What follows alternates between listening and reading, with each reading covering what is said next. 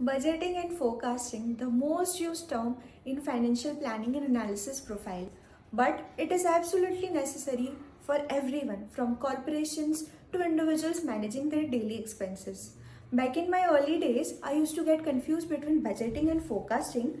It wasn't until I joined the corporate world when the difference became clear. Budgeting, that's your long term plan, roadmap of expenses and revenue laid out at the start. Budgeting uses the past trends to decide the future outcome and estimate the future outcome. In essence, budgeting is what company wants to achieve, while the forecasting is what company will actually achieve.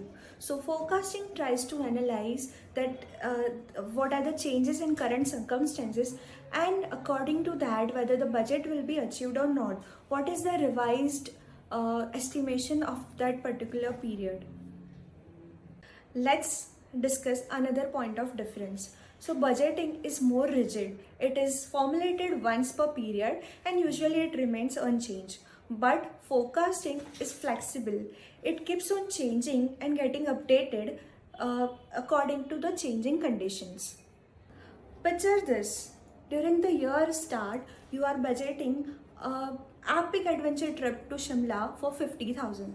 So 50,000 is your budget. But hold on, adventure doesn't stop here. Now when you are actually booking for the Shimla trip few months later, you now are estimating the total cost will be increased due to the hotel and flight rates increase.